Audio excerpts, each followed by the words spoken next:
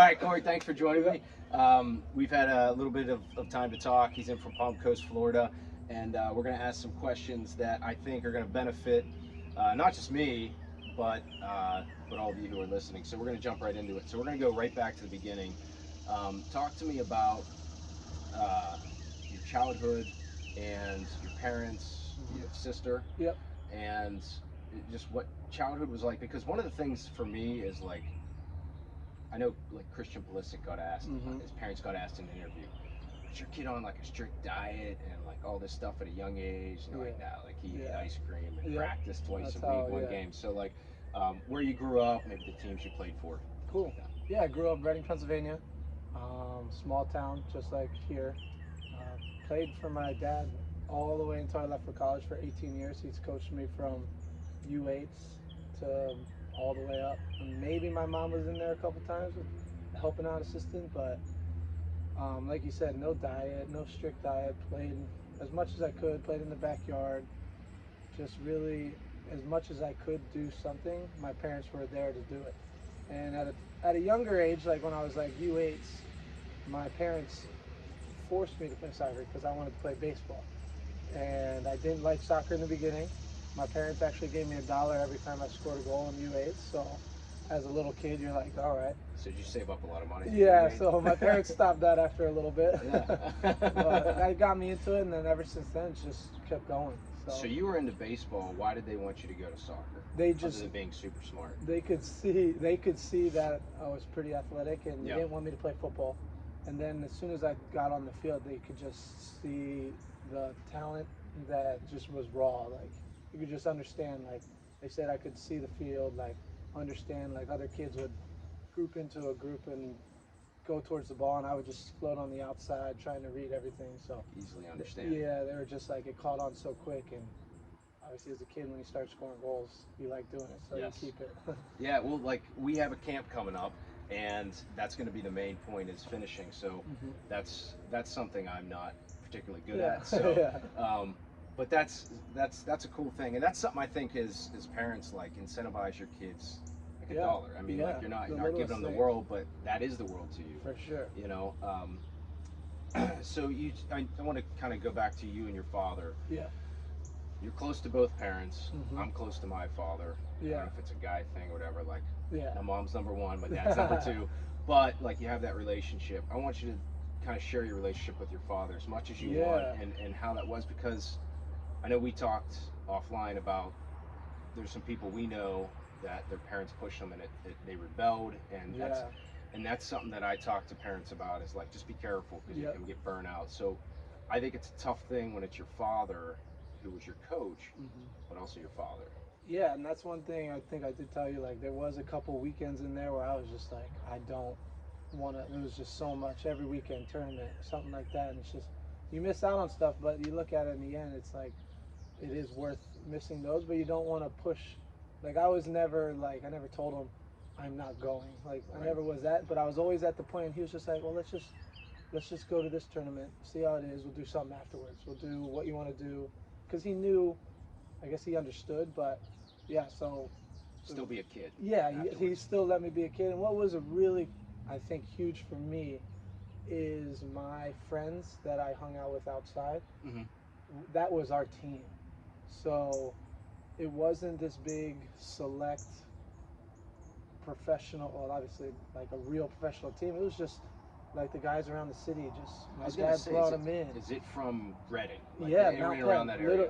Just Mount Penn, not even Reading. I was gonna say, like, what was the club? And it was I played for a couple because they kept switching, but I grew up in Mount Penn, and then I went to SCORE. It was Soccer Club of Reading, with a little E to make it SCORE. So yeah, we went from there, and it was just literally like my best friend and my dad's best friend.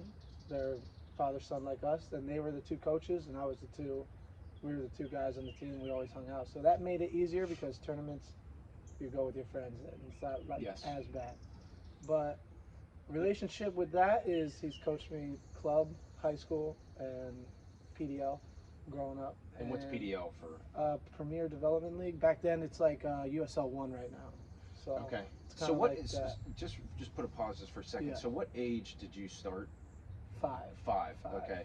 And your dad started coaching you from that point on. From that point on. So yeah. from 5 to what age was it just like a normal club, like the local club, and like from there to the PDL, like Yeah, so age ranges, just to all kind of the give a way up sense. till I was like 16. I was playing for the little club in my thing, like. Okay. And So it 16. sounds. I'll just give you another story. So there was this team called PA Classics, Yes. and they were really interested. And this is where we were talking offline about confidence and all that. Like, because I came from maybe a smaller town, not one to be very confident on the field unless like I'm comfortable. So I got a little intimidated because it was all the kids that are great around the county, around the state, tried out, didn't even make the team. So like didn't make the team. Yeah, because I was on the field, I was shy, I didn't show them what I needed to do, stuff like that. So my parents were smart enough to let me just, they didn't force me in, because if they would have forced me into that team, that would have been like burnout. Like I don't want to go, they're not my friends, they're acquaintances, but they're not, I don't want to play with them. Right. So I think they were smart enough to pull me out of there, put me back on the club team and go through there. So, but the relationship with my father, I mean, for the last 13, 14 years I played, I called him after every training, told him about training, told him about what I think the lineup, all that, like just It didn't talking. feel forced, just No, talking, yeah, just I would call him. Yep. Yeah, I would call him. Some days he would like straight after the game, like everybody goes in the locker room, get shower. As soon as I get in the car with my wife and my kids, I call them on the phone. What'd you think of the game? What happened? Like stuff like that. Yes. So that was a cool relationship, bringing that on, and he could hear from a professional environment what we do and stuff like that. So very cool. Yeah, and another you guys thing. are still close. Yeah, still close. And another thing that I want to say is like having my dad as the coach, I think made me the player I am today because I work harder. I train as hard as I can because I didn't want to be the kid where, oh, your dad's the coach, that's why you're playing. I didn't want that. So now, like you can ask any coach that I've played for, as a forward, you don't expect as maybe defending or as hard working and all that, but I'll probably tell you about 90% of the coaches would be like, he was the hardest working forward. His defense was the best thing, not scoring goals. His defending won us games for getting into that. So I think that also led to the player I am today. My dad just didn't want to be the coach's son that always got to play. Which is something I have a 5-year-old, and that's something that I'm fearful of. So that's important. That's why I say I'm going to learn something.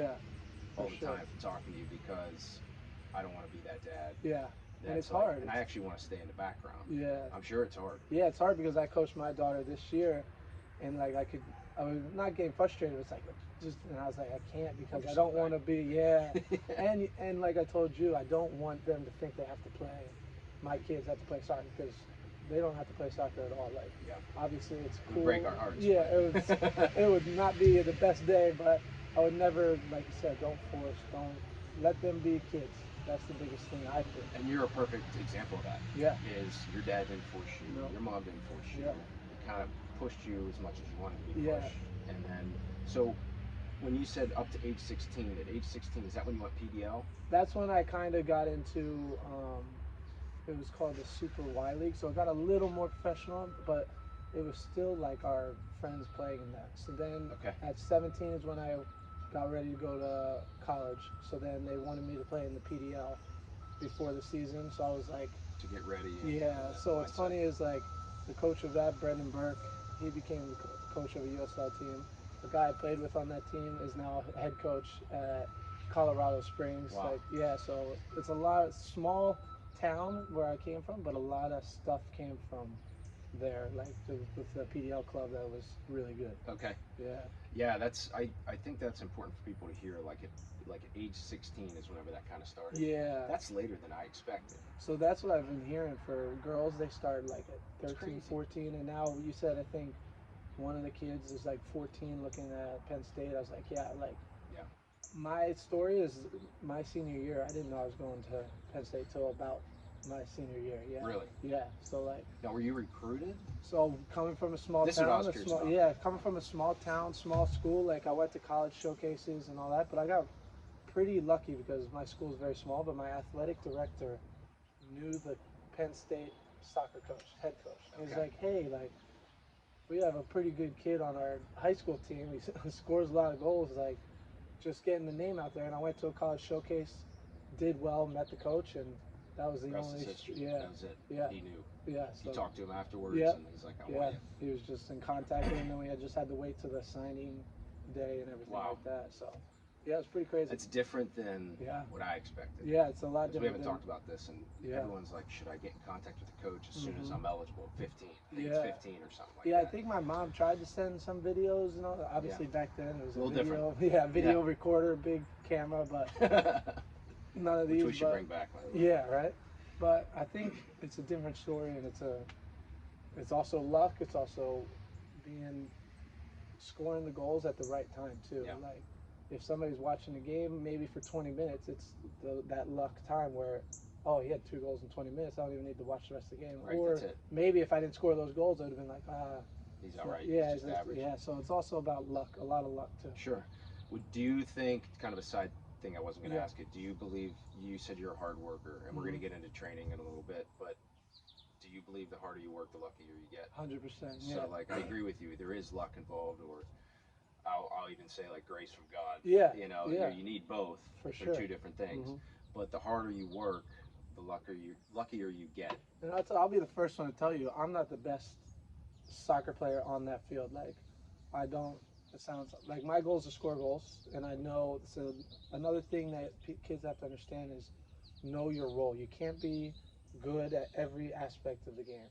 Like I can tell you, probably on one hand, how many players I dribbled by, but I could name you every single goal in the league. I've scored multiple goals, and they're all 1 touch, 2 touch. I never took someone on. Like that wasn't my style of play. I understood that. So if I'm in the wrong area, I just play it, get back to my spot, and just understanding that and working hard just always leads to something good. Yes. Always I like running that. down defenders, always just never giving up. Even if it's a bad ball by one of your teammates, if you run it down, you can turn it into a good ball. Yes. Stuff like that. Well, that's the thing is we'll talk about too is we can talk about it now is a striker isn't just always about scoring goals. No. Yeah. You could be the player who works the hardest up front, Yep. gathers it just like that example. For sure. And we're going to be working on that in our camp too. It's not just about, okay, we're going to stand in front of goal and shoot. Yeah. Like there's secondary things that lead up to that. Yeah, definitely. And I'm excited to hear and see you do it because that's what leads to more goals. You might not be the goal scorer. Yeah, 100%. I've pressured defenders, caused horrible passes in the back where one of my teammates just picks it up, just little stuff like that. Yeah. Or I turn it over, or I get a turnover from a defender, and I easily slip the other guy in. It's just all about like a team sport. It's obviously a team sport, and that's what you want to do. You just don't want to be the guy that only wants to score goals, because then you won't go as far as you think you will. Yeah, I like that. I like what you said about hard work always leads to something good. Yeah, 100%. It might not be you in a spotlight. Yeah. But it might be. Yeah, you know?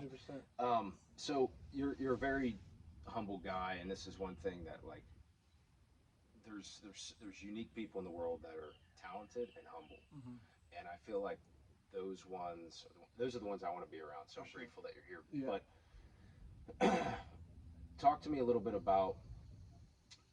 I want to kind of jump from there to the draft. I want to hear a little bit about the draft and what that was like, because now you're on a different level and you're like, oh my gosh, like, is there a mental switch of like, or are you just the same person? Yeah, I think I know the answer. Yeah. But I'm just curious, like in that moment, like what you were feeling, what it's like. Like, were you in a room, like kind of like the NFL combine? Like, I'm not too familiar with it. Yeah, so it was a long time ago, and it was one of the best days of my life, and I'll remember it all the way up till my name was announced, and then I don't remember. Like Just blacked out. Yeah, just blacked out. I had a horrible speech. Like when I forgot to thank.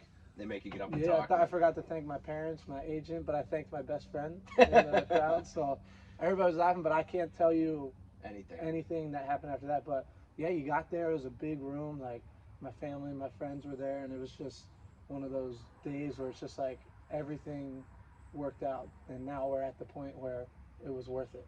So it was just, I mean, my dad was like fidgeting, I could tell, and he was just excited. Before the name. Yeah, because they were just going, and we knew about where I was going to go, so he was just like nervous, and you could tell it meant a lot to him. Like, it was just a great day, and it was just, and like you said, it was like eye-opening to me, because I'm from a small town. Some of these players that are there are like, sounds bad, wearing the nice suit. Like I have the baggy. I think it was my dad's khaki pants, like big blazer with like the big shoulders. Like I was Do you have a like, picture? I probably do. We Yeah, gotta get that. yeah.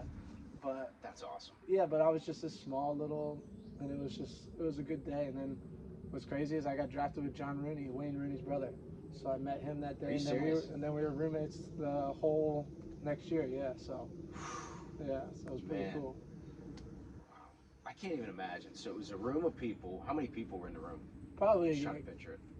I'm not good with like 2,000. Like it was all So it the was- teams, all the okay. tables, and So then that's you're more off than to I the was thinking. sides. Yeah, it was huge. And then like it was in Baltimore, so like all the MLS teams that were around had fans and everything. So They're in there watching. yeah, So you hear your name announced. You get up, give a speech. You don't remember. yeah, couldn't tell you. And then what? And how old were you then? I think I was 20. Because you didn't. When did you leave Penn State? I played 2.5 years at school. Played 3 seasons. So 3 seasons. Junior. And then did your coach, like, I'm curious, I would kind of backtrack. Oh, Did your coach suggest it? Did you no, did so you like, hey, this is my time? I can't even remember because I remember sitting in, it was my ex at the time, sitting in the living room. We were just, doing something about school or something set up. And I got this random number that called me. And I guess my coach gave it to him, and Bob Warming. And Bob Warming texted me, he's like, hey, someone's going to call you. I was like, okay, like, sweet. So they called me, and literally at that time, they were like, hey, we are very interested in you signing Generation Adidas. Would you be going for opting out of your school, signing Adidas, and coming to the MLS draft? And I was like, and I'll be the Blackout first one to then. tell you. I'll be the first one to tell you. My freshman, sophomore year, I would have never pictured my 14-year career. I would have never thought I was going pro. Never thought because it Why was is just. that? I don't. I think it's just like we were talking about the confidence. Just like Yeah. oh, like this is what I'm gonna do after college. I'm just a Figure it small town guy. Like I always, like I said, I just went year by year, and then I had a really good year, and I was like, okay, like this is I'm pretty decent at like because when you come from a small town, you're like, oh, maybe the kids weren't as good. Maybe Yeah. like I'm just like one of those That's a good above point. par. That's a good point. And We then talk about that. yeah, and then it just kept going and going and going, and then obviously scoring goals, getting confidence is where it just Go to made the another difference. level. Yeah. So, and that call just was like I called my parents and I was like, you'll never You're guess not gonna what. believe this. Yeah. And my parents were like, yeah, that's good. Was your good. dad surprised, or was he like? I don't know. I still to this day, I don't. Hopefully, they were like, he's gonna go pro, but Yeah. I probably think they were just as surprised as I was, because obviously I was leading goal scorer in Penn State. Just like, oh, it's like a cool acclimate. Like, what am Yeah. I gonna do with my life? But can't play soccer the whole time. But I got lucky. You can though. Yeah. Yeah, and I think it always comes back to you're working hard, and we'll talk about that. Your training, Mm-hmm. what you did outside, Yeah. on the ground, on your own with the team, um, that led to that moment in the MLS. Now that was a super draft? Yeah, 2011 Okay, super super draft. Yeah, Okay, Baltimore. Baltimore. My phone died in 5 minutes with all the text messages. Is that right? My phone, it was just Bing, buzzing bing, the bing, whole bing, time. bing, bing, bing. It was crazy. Wow. So, what happens from that point on? You leave the room, And then it's just and now interviews. it's like interviews. And you don't know what they're asking you. They Okay. don't. It was So you're so like completely bombarded at yeah. this point. And I'm like I said, I don't remember. Much. I just remember like the blurriness of just being there, and Yes. it's just like a deer in all I headlights. wanted to see was my parents. Like I wanted to be with them. Yeah. So like I that's was awesome. doing interviews, and I finally saw them, and then I was like, all right.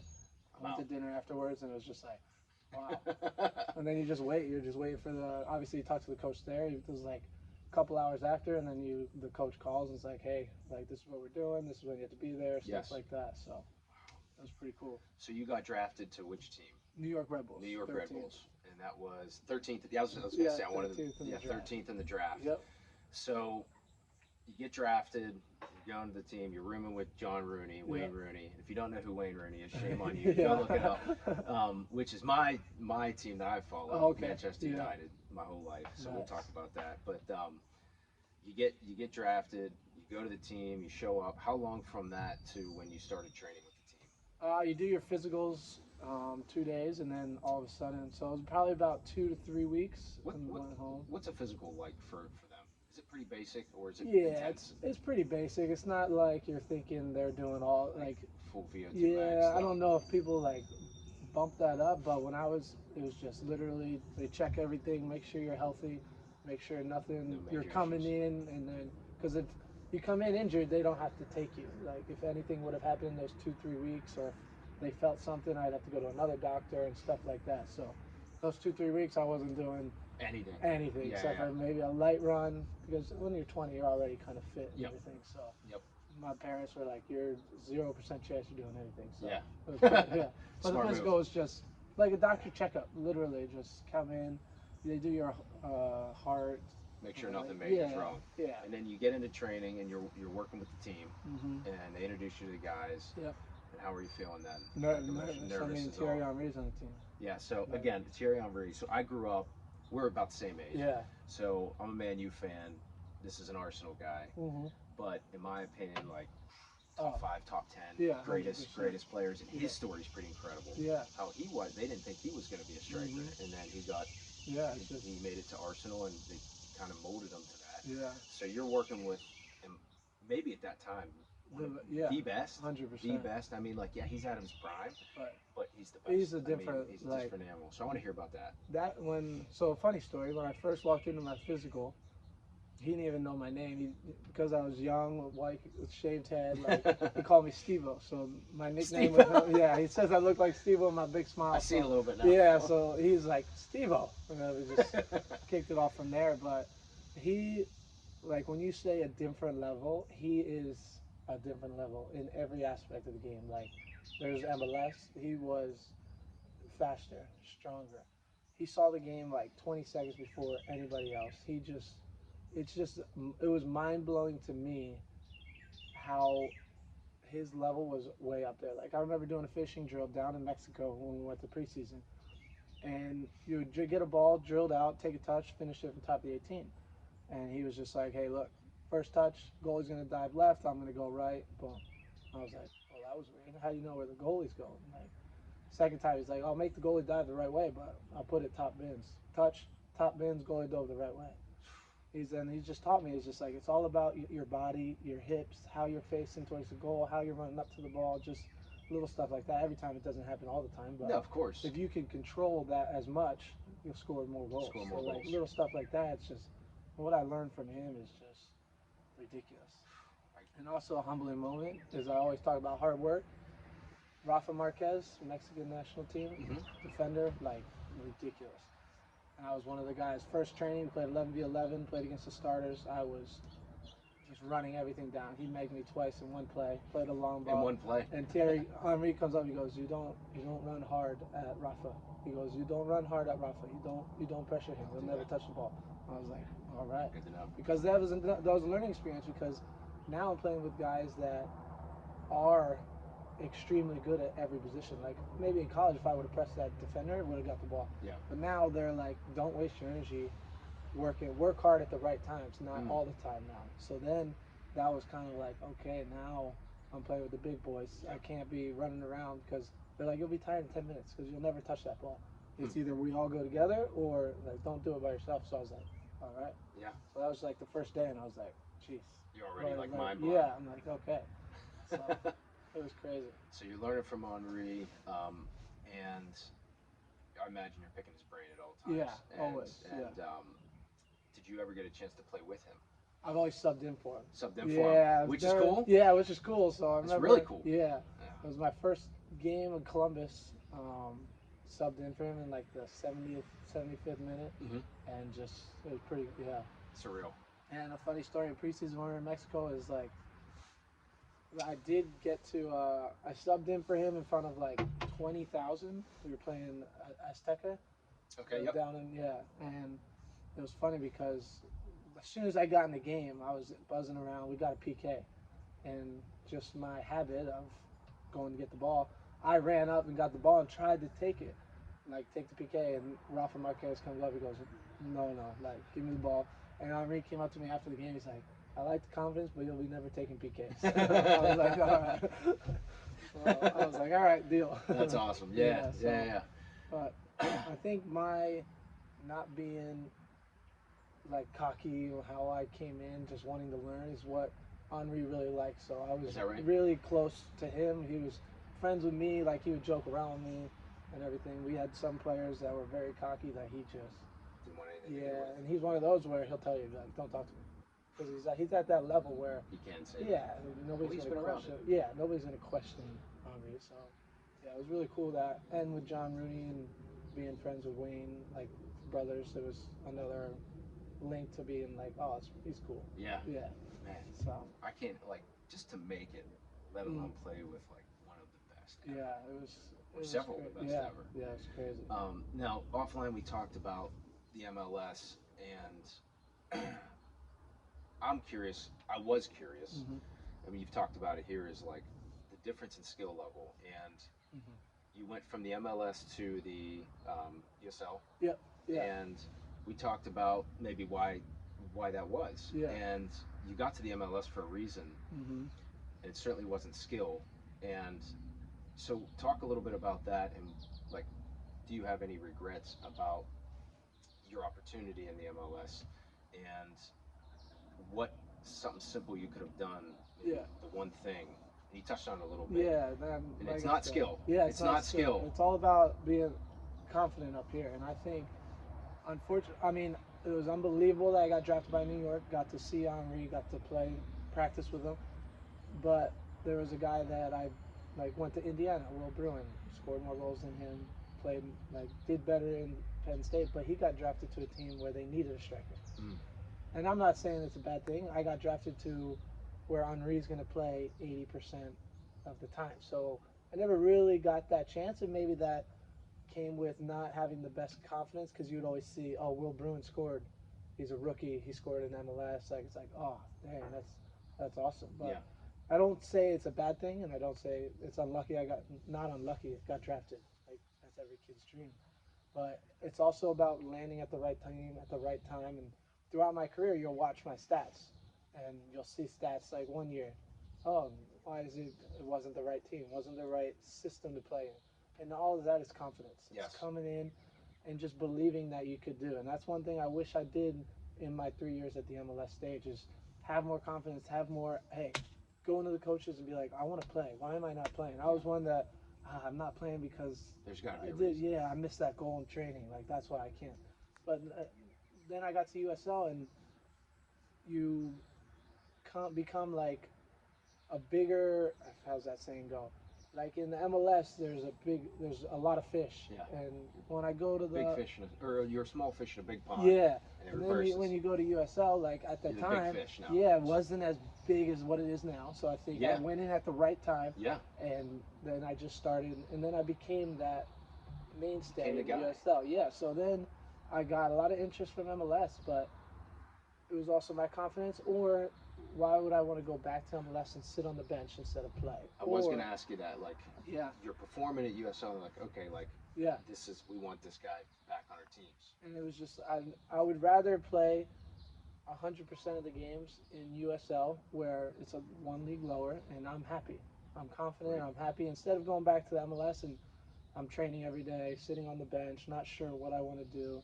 And I remember in Vancouver, there was a couple times where I would be at training. I'd be like, I'm not good enough. Like I'm not. And when confidence is low, the coaches see it.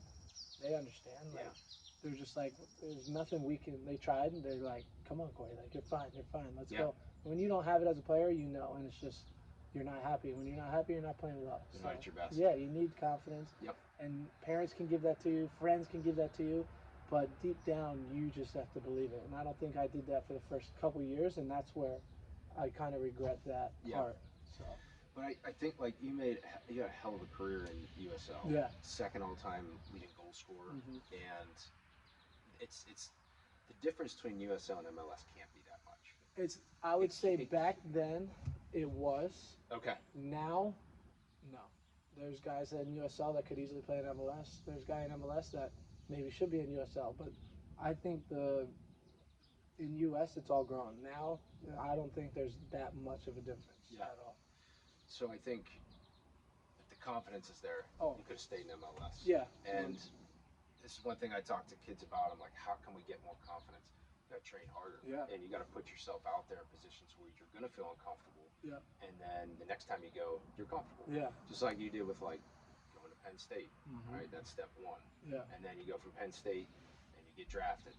Yeah. You know, for sure. Top dog at Penn State, and now you're here in the Yeah, MLS it's just under steps, Thierry. Yeah. Just keep going. Yeah, so I think like it's one of those things where it is hard to bring out, Mm-hmm. and you have to deep down find that. Yeah. And believe in yourself, and it's a tough nut to crack. Yeah, for sure. But going back to the USL, Mm-hmm. we'll talk about that career, and then we'll get into your training. We'll wrap it up. Cool. But how long were you in the USL? 11 years. 11 years. Yeah, 11 years now. And so I talk to the kids about like to have a career that long is impressive enough. Let alone be the second Might not all be time. finished yet. And he might not be finished yet. Yeah, I didn't want to say it if No, you weren't you're allowed to good. say it. No, But he it's might, fine. yeah, I would argue you're not finished yet. Yeah. So we're in a little pause. Yeah, a little pause right now, which is a good thing. But Yeah. like to last that long, you have to have a passion for the game, hard work to stay at that level. And the most important is, I'll give credit, is my support with my wife. Is that right? 100%. She gave Love that. Literally, I met her in Orlando City, and after 2 months of meeting her, I said, "Look, I'm a professional soccer player. Like, I travel a lot." First thing she says, "I'm down. Like, let's go." 2 months I met her, we moved to Tampa. After another 8 months, we moved to Pittsburgh. Pittsburgh 2 years. I went to St. Louis, to Reno, to San Diego, to like, and she was just, let's do it. Let's do it. So, and that's huge, because if you have somebody that believes just as much as you do, it oozes even more. Yeah, absolutely. Well, I can attest to that with my wife. She's non-soccer. And I'm not even talking about your level, just in life in general. Like, get good people around you to support you, and good things will happen. For sure. So I love that you mentioned that. Yeah. How about injuries? Is that important? Because I've had 4 knee surgeries, and that was just in rec soccer. It was no wood to knock on. So but never pulled a muscle, never did anything. I did had one non-contact injury, but just came down on a hole on the field, did my ankle, and that was it. Till 12 weeks, and that was when I was in St. Louis. So St. Louis was, I think, my no confidence down worst USL year. I don't know. We played more defensive. Wasn't my style. Wasn't scoring the goals. Wasn't as confident, and just it was a tough time. And I mean, you can ask my parents. I retired. Like, I was like, oh, no team's gonna want me. And it was about 4 or 5 months of not one team ever contacted me, and they're like, oh, you're too old. You're 28. You didn't have enough goals last year, stuff like that. And then Reno called, and they were like, hey, like I can see what you have. Like, I knew it wasn't, but my style of play, I think, fits you. Literally in a week, me and my wife were like, let's do it. We got a U-Haul, like a little one, strapped it to the car, drove cross country, got there, scored 19 goals in that year. I had the best career of my life the next year after I thought I was done. Wow. So I love that. Yeah, it's just about believing in and confidence and getting into the, like I said, luck. Like, I didn't know what I was gonna do. I was trying to figure it out. We were looking at what we're gonna do, and then my agent was like, "Hey, Reno's invited." I was like, "Reno? Like, what is Reno?" Yeah. Like, obviously in the USL, like, you're following them, but like they're on the West. I've always played on the East, so I was like, "Oh, okay. At least it's something." So, and then had the best year of my career in that. And that was when you were 28, 29? That was 29. Yeah. 29. Yeah. Wow. Yeah, it was crazy, because I thought, done. My wife's like, well, nobody's contacting, so let's just move on. I was like, all right. Do you think that fueled your fire, that no one's contacting you? 100%. You don't feel like you're done. Yeah, and then what was even harder is when I got there. I don't know if people follow USL a lot. When I got there, they're one of these MLS affiliate teams. So they were connected with San Jose Earthquakes in the MLS. Yes. So I got there. I'm 29, and you'll know the name. And they sent down they always send down players. Like, so I'll train Monday through Friday, get ready for the game on Saturday. San Jose will be like, hey, we're sending 3 players down. They're playing in the game. Okay. So my first 10 games, I played maybe the last 10 minutes of each game. And I'm 29. They sent down, you guys might know him, Cade Cowell from the U.S. National team now, played in the Gold Cup. A 15-year-old kid. I'm like, why is this kid I was gonna ask I'm what 20. was the Like age at I the was time? 15. I'm like, why is he playing? I'm I'm this USL. And they were just like, look, he's gonna play. And then sounds bad. Another luck came. They played with two up top, and Brian Brown, who was already there, scored a lot of goals last year. He got traded and wanted to go overseas. So that's when I got that You got that luck. chance. Me and him played together, 19 goals. And what's crazy is I scored my 50th goal in USL one game. In that same game, he scored his first ever professional goal in one game. So it was pretty That's crazy. cool. Yeah, he Who was got the 15 ball? years old. Yeah, right. We each got one. I don't know which one it was. but that's just things. It's about luck and just believing and just sticking with it. And putting yourself in opportunities to Yeah. succeed. You might not, and I never tell these kids because I haven't been at your not even close, and it's just about putting yourself in a position, knowing there's no guarantee, Yeah. but you're chasing something that you love. Yes. And I think that like the journey, it's an awesome journey. Yeah. It's an awesome story. Like there's been moments where you regret. There's been moments Yeah. where like, wow, like how did I get this? Uh-huh. And I think that's the beauty of it. Yeah. So shifting gears. Just talking a little bit about training, and then we'll get into what you're doing now and Yeah. in the future, and then a couple fun questions at the end. Cool, But yeah. talk to me, because I'm an exercise physiologist, so like I love studying how the human body responds to Yeah. different environments and different training mechanisms, and I'm just like a geek with it. Yeah, So yeah. like we all watch stuff on YouTube, and I'm like, all right, what are these guys doing? There's got to be something Yeah. crazy. Is it just I don't. typical Yeah, like training? I was never, like you said, never on a diet, never did, just was a kid. But what I will say is I was literally, as soon as I got home from school, I was outside in the backyard, like kicking the ball around, juggling. Like I always tell you, juggling is literally everything. Because if you watch any of my highlights, I'm that guy that's like juggling it over people just because you understand the game. You just flick it this way, flick it that way, and it's just, I think that's where it came up, like my unique maybe skill there. Yes. But I remember my mom yelling at me because I was still out back. I was like, just wait, like it's fine. I'm almost at like 2,000 juggles. I'm almost at, she's like, no, get inside. Like it's time. We need to do homework. And I'm like, and it would be a fight every day. Every night. Like, and You got to mention eventually, about your sister too. yeah, I started getting really good at juggling because I did it every day, and I was telling my mom like what I was at. Like I was like, oh, I almost made it to 2,000. My mom's like, no, you didn't. Like don't, like I was a little Without liar. a drop. Yeah, without it touching the ground. Yeah, and my mom's like, no, like we believe like 1,000. Like she made my sister come out and count every single touches, and that was the day when my mom was like, all right, he's good at juggling. Yeah, so that was my favorite thing to do. Like I would be at my sister's soccer games.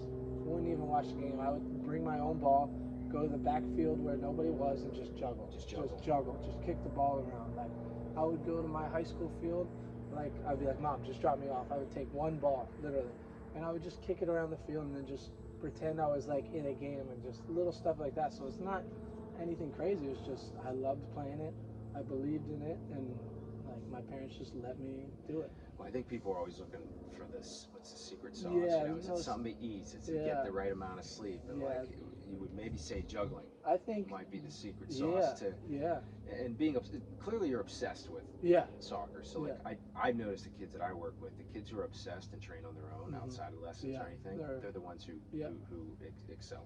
And I They're think the obsessed with it. parents that might think they're trying to figure out the secret, like sleep, eat, and all that, where it might lead to some burnouts. It might lead to, I don't really like I don't want to eat this and then, like, I want to eat what I want to eat. Right. I want to train when I want to train. Like, if it's not there right now, maybe something will click in the next 2-3 weeks and be like, oh, I do want to train. Like, Yeah. I don't think obviously I'm not a scientist. Like I don't think the diet and that at that age is what is required. Yeah, Yeah. like they're kids. They're just let them be kids and let him find his way and he'll figure it out. Yeah, which is what I love about your story is that it's just natural. Yeah. Like you didn't stop and be like, let's analyze. No. And I feel like that is an enemy, even in my life, is like, all right, there's got to be a system to follow. Yeah. If I don't follow it, then my chances are going to go down. And it might be a little bit true, but I think also just live your life and pursue your passion and just be a normal kid. Yeah, and I played every sport. Like in high school, I played soccer, basketball, baseball, volleyball. So like, there was weeks where I might have not even touched the ball Monday through Friday because I was at high school basketball. But on the weekends, it was just like, all right, I need it now. Like, it might have been good for me to do other stuff and then be like on the weekends, like, oh, get to Soccer play time. now. Yeah, like I Yeah. finally get to get the ball Love it even back. more. Yeah, like, and just little stuff like that. And I think playing other sports helps you understand soccer even more, like basketball with defending, reading the plays. I think that all ties into my game and player who I can. Yeah, I love that. Yeah. Going back just real quick to Mhm. the training and the like when you're at the Red Bulls or all the teams that you played for in the USL.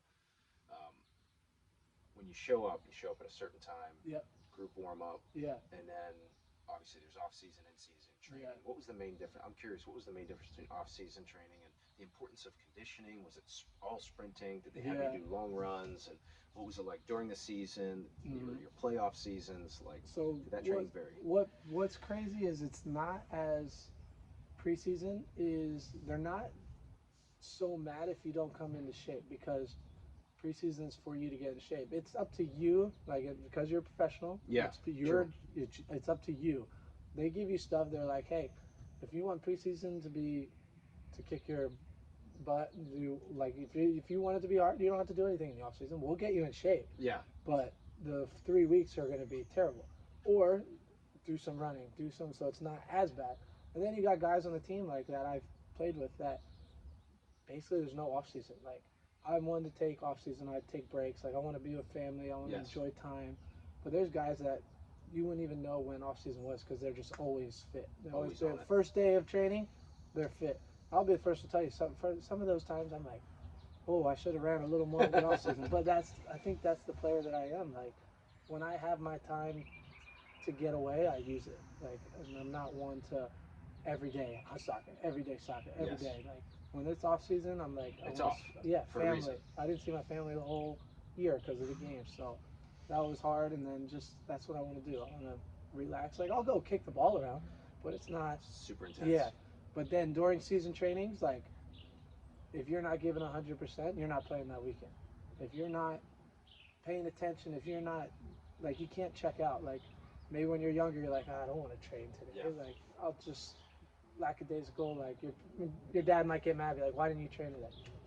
You do that in professional, you might you're not play sitting. for 3 weeks because they're like, why? Like we're paying you, we're trying to win games. What are you doing like here? Yes, So it's hard because they only have you 3 hours a day because you get there, you eat breakfast, you train, and then you go home, and then it's up to you to be professional and be like, I need to eat right. I need to like obviously when later in life you need to start taking yes. care of your body, start doing that stuff. So there's a learning curve from that. When at Penn State they had everything for you. Like Is that right? yeah, you had classes, you had when you went to go A little eat, more you had your structured. call. Yeah, like when I got to the MLS, I came home at like 1 o'clock and I'm like, well now what? That was one of my questions. Was that just USL or is it It's all across the yeah, board? yeah, Like like they have you for these hours and then it's yeah, up to you. yeah. Then you did like I think me and my roommate we were so bored we went to Home Depot one day and built like a little knee hockey arena in our house because we were just like What do we do? we came from college and we're like this is like there's only so much movies you can watch. Yeah, There's only like we're 20, so like what are we gonna do? yeah, So, but yeah, it's a step, but you get used to it. And then obviously having a family and kids makes it a lot easier during the day to keep busy oh and yeah, all that. So, yeah, yeah. but As yeah, we've talked about. Yeah, yeah, I mean yeah, it's So you have a wife and two kids, yep, and you're living in Florida, yep, yep. and you might be going back. Yeah, so So Jacksonville's coming out with the team in 2025. Only I had interest in playing this year, but like I told you, like last yep, year was one of the hardest because I did play, but I was in Hartford. My family stayed in Florida because my daughter started school, and can't blame my wife. She's been to 10 cities. We've been dating for 10 years, so it's like, all right, I totally understand. Like yep, it's you follow it's me time. around, I understand, and like I didn't even know about the Jacksonville team until like a couple months ago. So I was like, it's time, like be with family, put the cleats down, see what's the next years, and then Jacksonville came out. So hopefully in 2025, that's what I can live at home, be with the family, and still play. So Love it. that's the goal there. Yeah, and you said you didn't see your family much, Yeah, I saw him and that's the twice. other part of it is like Yeah, people don't we've been talking a understand. lot about the amazing things about it, which it is, but there's also sacrifice, Hmm. and Yeah, I and told you a yeah, couple things like missing. I feel bad missing funerals at like family members because you have a game, or missing birthday parties, and then my wife, not even me, my wife missing best friends, having kids, baby showers, and my kids not growing up with them. So it's a lot of sacrifice, but at the end it was worth it because now we're happy now. We're happy where we are. Yes.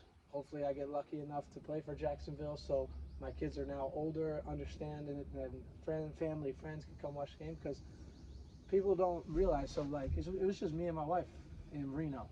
We didn't know anybody. We didn't know one person in Reno, so it was just us. And then we had to just figure it out. When we went to games, it was just us. Like you don't look up and you don't have your mom and dad, friends and family in the stadium. No one to turn to. Yeah, you have to figure it all out. So that's huge. Now, hopefully, I get the chance to play in Jacksonville, where my family, my Can kids, watch you play. all the time, friends, family, all that.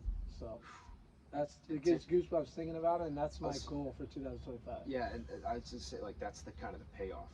Everything is like there's sacrifice, but now your kids can be like you get to see your dad play professional soccer. Yeah. You know how many kids Yeah. can say that they see sure. their father, or even like your family. Yeah. Like it's got to be amazing for them. For like my there's dad the and mom, sacrifice, but your wife, your family gets to see you play. I've always wondered how you. they, when they were watching a game, were they like, wow, like we've seen him from. Because obviously, as a kid, you don't remember everything. But now I remember everything of my kid. Like I remember every training, and then I couldn't even imagine like if Carter or my son would go play pro. I'd be like, I remember everything, every stage. Like for me, I don't remember U8s, U10s. Like they coached me, so it's probably pretty cool for them to be able to watch professional game, knowing where I've came from and the steps I've taken and all that. So and what are the teams that you've played for in the USL that so because your wife traveled with you? So Orlando, Tampa, Pittsburgh, St. Louis, Reno, San Diego, and Hartford. And I think I first. And Wilmington Hammerheads. When I was in New York, I got loaned. Okay. Because I wasn't playing, they could tell they that. Want you to play. Yeah, and my agent was like, "Look, let's go play." And that's when I got introduced to USL, and I played 12 games with the Wilmington Hammerheads, scored 11 goals. So I was like, "All right." So like, see, I can still do it, but I'm not confident enough, or I'm not given the opportunity at New York. So it was like I had to go out of my comfort zone. I got to go figure this out myself. Yes. So went on loan to, again, a random team that I didn't know. Went by myself and drove down there and just went from there. Which, for those who don't understand loan, like it doesn't necessarily mean like, oh, we don't want this guy. It's like, hey, he needs to play. Yeah. Instead of training Monday through Friday, not play Saturday, now I get the game experience. You get the reps. There's game fitness, there's practice fitness, all that. Yeah. Nothing represents a game like playing a game. Exactly. So that's what they wanted. Yeah. Love it. So now you're retired. We'll just say on pause. Yeah. We'll call it on pause. And you're commentating for ESPN Plus. ESPN for Plus. USL. Okay. Yeah. And people can listen to that, Yep, watch that, on ESPN. and hear you? Yeah. So any game I can send you, like if I'm doing a game, you can listen to me. I do color commentating for USL on certain games, so for sure. Awesome. And that's pretty much every weekend during the season? Yeah, usually been a little bit off this with vacation of course, and coming here and all that. But yeah, starting up in August, it'll be back to that again. So do you have to, I'm just curious, like do you have to sit and study these players? So what's nice is I've been in the USL for so long that you just know. I know most of them, but yeah, you want to know the formation, types of players. Like you sit on your iPad like 2 or 3 days. You're watching games too, so you understand how teams are playing and stuff like that, which I know probably more than anybody in there about USL. So it's fun. Like it's my pause is at least I get to do this now. So at least I'm still connected to USL. Yeah. So and you do miss it. You do miss it. I would imagine. Yeah. I would imagine. Very cool. So we'll pivot to what I call the bonus questions. Okay. Unless you want to, just to sum up, I guess we could say is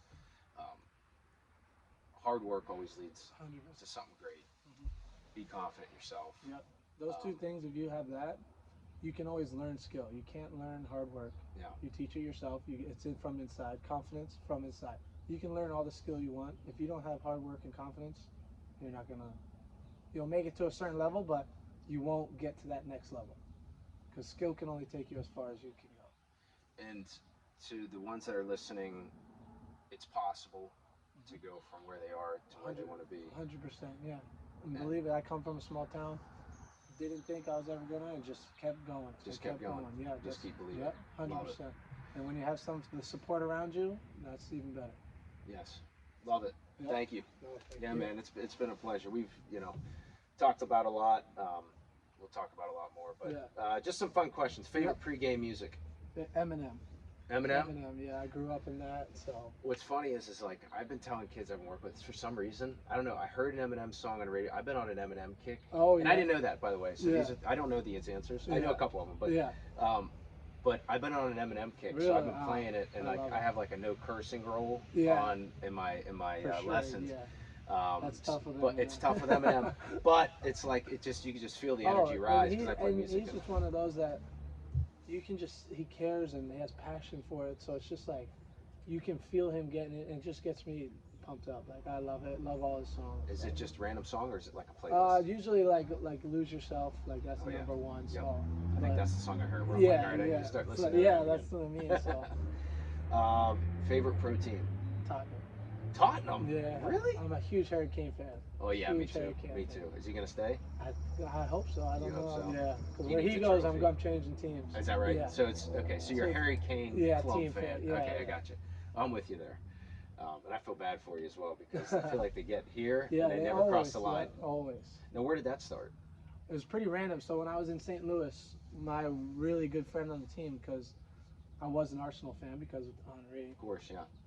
And he's like, bro, why are you an Arsenal fan? Like, be a Tottenham fan with me. And I liked Harry Kane, so I was like, all right. So that whole year we just watched all of them. So then it just started like that. And he's from overseas and from Tottenham and all that. So. Yeah, man, Harry Kane. He's just ridiculous. Best player on. For sure. You know, in the worst teams. Yeah, like just the most unlucky best player. Yeah. Amazing goal scorer. Yeah. All right, so Women's World Cup is going on. Obviously, we're in the U.S. Mm-hmm. I would hope U.S. wins. If they don't, okay, so who do you think is going to win? We were talking about it. Like Netherlands is a very good team. Yeah. Who they play Wednesday night? Yeah. Who they play Wednesday night? We're going to champs. Going to champs or Zax? We'll see who will host us. Cool. So yeah, I agree. I think the U.S. will come up short. We love the U.S., but I don't know. Yeah. That's just how I feel about it. But excited that it's going on. It stinks the games are like 1 a.m., 3 a.m. Yeah, I know. Which kids got me up last night, so I could have stayed. Nice. Stayed up and watched. But funny story. Last night we both needed cleats. Yeah. And we both had black cleats. One of us got cleats, and it wasn't me. Dix needs to come out. They need to more. stock their cleats more. But why only black cleats? You only wear black cleats? Yeah, so I think it's because of when I signed Generation Adidas. I got like, as a kid, you're like, oh, all the new cleats. Like, I literally got cleats sent every week. Just how old were you when you signed that? 20. Okay. So it's just you're getting all these cleats. Yeah, and it's just the brightest colors, the pink, the orange, everything. I'm just like, but you had to wear them. So I think that kind of burned me out. And my dad's one of those dads who's like, why are you wearing those colored cleats? Like, it doesn't matter what you look like on the field. Just you'll score goals. So I just always wore all black cleats. Never after Generation Adidas, you'll always see me in black cleats. Always black cleats. All black. So we found them. Yeah. One pair. Mine are taped up. Favorite food in general, or you mentioned before the game, what you eat? My favorite food is probably ice cream, and then and I don't know how many people want to hear my favorite food before a game. Like I said, it's Chili's. Honey chipotle chicken crispers. Yeah. Every game. Yeah. Every game. And in college, it was Panda Express. So like that's where it's like, I don't know. Like I don't know if my body got used to just probably dieting not the wrong way, right way, because who knows? I never had an injury, never had a problem with my fitness. So. Yeah. So some would call you a freak. Yeah. Like, I've heard that. Like Ronaldo. Probably status. every team I've been, the trainer would come up and be like, bro, I don't understand you. Like, I never see you in the training room. You're always running. I see what you eat. Like, and it's just. How are you not broken? Yeah, and he's just like, hey, I'm not going to change it because you don't want. Yeah, it's working. So you don't break something that's not broken. Any other superstitions before game?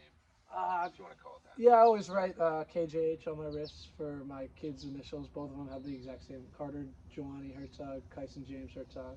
Just wrote that there with 2 hearts on it. Yep, just tape, permanent marker, stuff like that. And then I have then during the national anthem at a certain beat, I just start rolling my ankles, start getting ready because in professional soccer, there's a lot of time between when you stop warming up, you go up to the locker room, you get the game day, then you walk down, wait for the walkout, do the national anthem. So it's a lot more time than people think, and they're like, wow, it's like 20, 25 minutes in between warm up and that. Like, obviously your adrenaline's going, you're doing stuff in the locker room, but it's a long time. So yeah, just getting that little thing.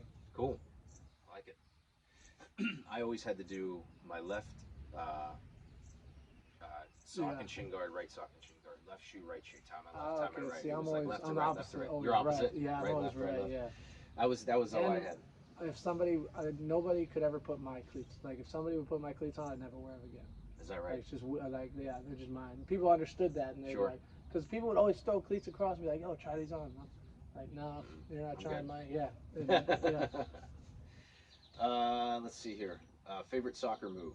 Favorite soccer move? Yeah. Or even if it's a goals? trick. Yeah, other than scoring goals. Yeah. My favorite is the snake, just with your foot, just boom, boom, right to left. Yeah. Okay. Scored a nice goal in Wilmington like that. Did the snake, and off that touch, bottom left corner. So. Your favorite goal that you scored? Oof. There's one in Vancouver. Hit it from about 40 yards and just hit it so well. You know when you hit a volley and you just know. Yeah. That was up there. And then I have one in New York where I juggled over 3 players, took my touch to be underneath the goalie because he thought I was going to flick it up, and then scored from the end line. Like my body was out of the end line, but my foot wrapped around the post and scored there. So that was pretty cool, that one. Excellent. Yeah. Favorite celebration? 2 more. Favorite celebration would just be the simple, like, I always put my arms out like wings, but planning it before with a bunch of guys, like, on the team, and then doing it. And then doing it. Yeah, it's not some specific, but, like, something that's like an inside joke throughout the year. Like, you're like, oh, we watched this video, so let's do that. Like, just little inside jokes that only the guys that are celebrating know. You know. Yeah. All right, last one, most important one. Favorite superhero? Spider-Man. Spider-Man. Yeah, Spider-Man. And my son loves Spider-Man too, so I'm happy. Awesome. Yeah. Awesome. Listen, man, we're just getting started, but thank you very much. Appreciate it, and we'll put some links in and be able to contact Corey. But I enjoyed it. I hope you guys found a lot of value in it, and talk to you soon.